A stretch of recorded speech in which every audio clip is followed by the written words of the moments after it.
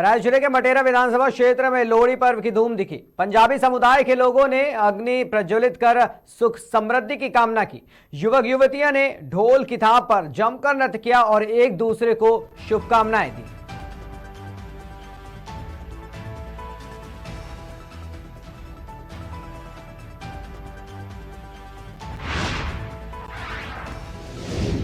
खबर अयोध्या से है, जहां सीता माता के ननिहाल से बड़ी मात्रा में उपहार आया है। बता दें, उपहार केंद्रीय मंत्री अश्विनी चौबे और गोपाल लेकर आए हैं। उन्होंने ये उपहार चंपत राय को समर्पित किया है।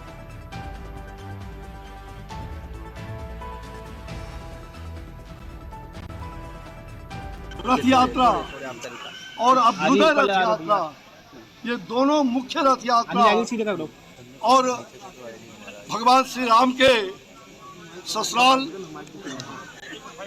मिथिलांचल से संदेश की यात्रा, ये पूरी यात्रा यहाँ आई है।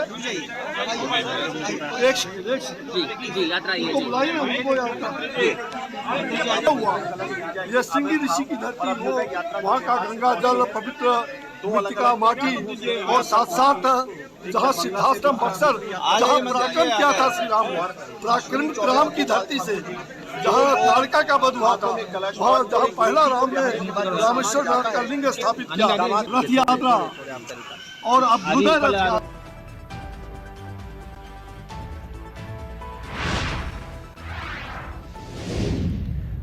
खबर बस्ती की ओर से है, जहां पर श्री राम जन्मभूमि मंदिर में रामलला के प्राण प्रतिष्ठा समारोह में राम भक्तों और श्रद्धालुओं को निमंत्रण देने का अभियान निरंतर जारी है। पूजित अक्षत पाकर लोगों में प्रसन्नता है। लोग 22 जनवरी को फिर से दीपावली को मनाएंगे। सिद्धार्थ शंकर मिश्रा ने बताया कि जनपद के शहर और ग्रामीण इलाकों में पूजित अक्षत वितरण अभियान कार्यक्रम के तहत घर घर अक्षत पहुंचाया जा रहा है।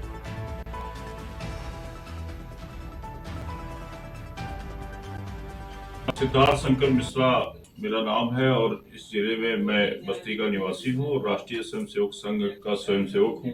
राम मंदिर राष्ट्रीय मंदिर है और राम मंदिर को लेकर के जिले में हम लोग सभी गांव में जा रहे हैं और वहां पर सभी भाइयों से, सभी परिवारों से, हिंदू परिवारों से सबसे हम लोग निवेदन कर रहे हैं कि आने वाली 22 तारीख को प्रभु अपने नवीन भवन में पहुंचने वाले हैं, तो उसके उपलक्ष्य में आप अपने घरों में दिवाली मनाइए, खुशियां मनाइए और ये जो दिन है और इस दिन को पूरी तरीके से आप आनंद में इसको बिताइए और ये दिन आपके जीवन में खुशहाली लाए और आप इसको देख पा रहे हैं, ये आपका बहुत बड़ा सौभाग्य है। सर, एक चीज और मैं जानना चाहूंगा कि इस बीच जो है निमंत्रण गया कांग्रेस को, कांग्रेस पार्टी को गया निमंत्रण और कांग्रेस ने ठुकराया इस निमंत्रण को, इस पे आपका क्या विचार है, क्या कहना है? देखिए, राजनीतिक पार्टी है, उन लोगों का अपना एक विषय होता है, अपनी व्यवस्था होती है, उसके तहत वो रणनीति बना करके लोग काम करते हैं। लेकिन ये आस्था का विषय है, राम मंदिर का विषय है और उनके स्वभाव में है कि यदि कोई देश में अच्छा कोई काम होगा तो उसका विरोध करना उनके स्वभाव में आ चुका है। उसको हम सभी परिवर्तित तो कर नहीं सकते।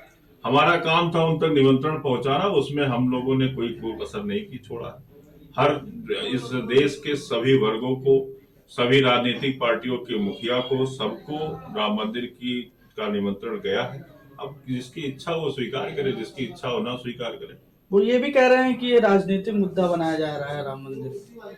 अब मंदिर है, मंदिर 500 वर्षों की प्रतीक्षा के बाद आज देश में ये माहौल बन रहा है और ये मंदिर राष्ट्र मंदिर बन रहा है। जो ये कोई एक व्यक्ति का तो मंदिर है नहीं, तो समूचे राष्ट्र का मंदिर है और राम मंदिर राष्ट्र मंदिर है, इसमें कोई संदेह नहीं है। अब इसको राजनीति का मुद्दा बनाने वाले जो लोग कह रहे हैं, उनकी अपनी एक बहुत छोटी सोच रख रहे हैं। वो उनको बहुत बढ़ चढ़ के इसमें हिस्सा लेने की जरूरत है और ये दिन आसान दिन नहीं है। इसमें कई वर्षों की पीढ़ियां खप गई है, इनको सोचना चाहिए। कई लोगों के बलिदान गए। तो आप अक्षत कार्यक्रम भी चल रहा है यहाँ जिले में और कुछ लोग कह रहे हैं कि काफी बैनर भी देखा गया है जिले में, तो क्या तैयारियां हैं आपकी तरफ से और क्या कुछ? देखिए, मैं तो एक साधारण स्वयंसेवक हूँ, जो संगठन का आदेश होता है उसको हम सभी मानते हैं और इस जिले के 14 ब्लॉकों में 14 प्रखंडों में कोई भी न्याय पंचायत का कोई गांव छूटेगा नहीं जहां हर घर अक्षत हम सभी पहुंचाएंगे नहीं। सभी कार्यकर्ता, सभी राम भक्त लगे हुए हैं इस काम को करने के लिए, और बहुत बड़ा उत्साह समाज के बीच में देखने को मिल रहा है जहां हम सभी जा रहे हैं। लोकसभा चुनाव भी करीब आ गया है, आप प्रबल दावेदार भी माने जा रहे हैं, इसके बारे में आप क्या? अब सबसे पहले तो भारतीय जनता पार्टी हम जैसे छोटे कार्यकर्ता को भी मौका देती है दावेदारी करने के लिए, तो आपके माध्यम से पहले मैं भारतीय जनता पार्टी के शीर्ष नेतृत्व को बहुत बहुत धन्यवाद देता हूं कि उन्होंने एक ऐसी व्यवस्था का निर्माण किया जिसमें सभी को अपनी प्रतिभा दिखाने का मौका मिलता है। राजनीतिक मुद्दा क्या रहेगा सर आपका? अगर देखिए, हमारा अपना विकास का रोड मैप है, जो हमारे अपने तरीके हैं काम करने के लिए। जनता के बीच में जो भी समस्याएं हमको दिखती हैं, इस 10 वर्षों में माननीय मोदी जी के नेतृत्व में और बीते 7 वर्षों में माननीय योगी जी के नेतृत्व में जो प्रदेश में और देश में सरकार चल रही है, सभी क्षेत्रों में कोई ऐसा क्षेत्र नहीं है जिस पर इन लोगों की नजर नहीं है और जिनमें विकास के कार्य हो नहीं रहे हैं। आप अगर देखेंगे, किसी क्षेत्र को आप उठा के देख लीजिए, भारत में जितने भी क्षेत्रों को आप जानते हैं, चाहे उद्योग क्षेत्र हो, चाहे खेल जगत हो, चाहे शिक्षा क्षेत्र हो, चाहे स्वास्थ्य क्षेत्र हो, जिस भी क्षेत्रों में आप देखिएगा उसमें आपको एक बहुत बड़ा परिवर्तन देखने को मिला है 10 वर्षों में। थोड़ा सा जो हमारे पास जो मैं देखता हूं कि जिले में जो समस्याएं ये लोकल लेवल पर आती है, उसको सुधार की प्रक्रिया में लाने के लिए जो भी रोड मैप हमारा अपना, उसके तहत हम काम करने के लिए। राहुल गांधी भारत जोड़ो यात्रा भी निकाले हैं और कह रहे हैं कि मैं पूरी तरह से जो है भारत को जोड़ लिया हूं, इस लोकसभा में जो है मोदी नहीं आने वाले हैं इस बार। राहुल गांधी जी भारत जोड़ो यात्रा क्यों निकाल रहे हैं, ये राहुल गांधी जी को खुद सोचना चाहिए जी। देश आजाद होने के बाद से आज तक कांग्रेस की ही सरकार पे 10 वर्ष अगर छोड़ दिया जाए और बीच में माननीय अटल बिहारी वाजपेयी जी के नेतृत्व में जो सरकार चल रही थी उसको अगर आप छोड़ दीजिए, तो एक बहुत बड़ा समय इन लोगों ने सरकार, मतलब भारत की जनता ने इन लोगों को मौका दिया था।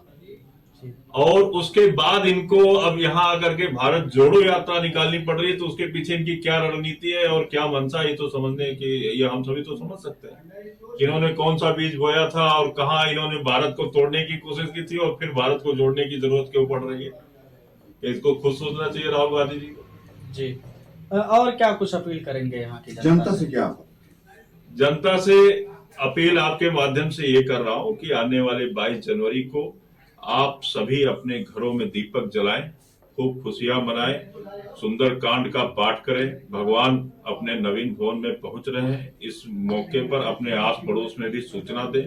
कोई घर ऐसा ना बचे जहां दीपक न जले।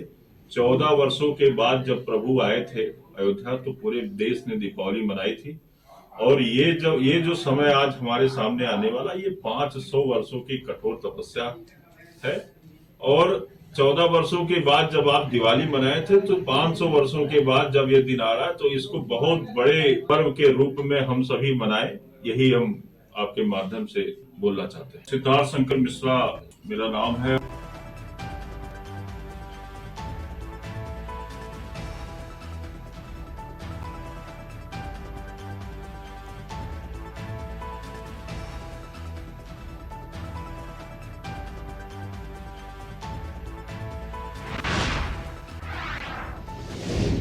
रुक करेंगे सीहोर की खबर की ओर, जहां पर लोग मंदिरों में साफ सफाई करते दिखाई दिए। साथ ही एसडीएम मदन सिंह रघुवंशी ने भी स्वच्छता का संदेश दिया और अपील की कि 22 जनवरी अयोध्या में कार्यक्रम होने जा रहा है, उसे लेकर तमाम मंदिरों और दर्शनीय स्थल में साफ सफाई होनी चाहिए।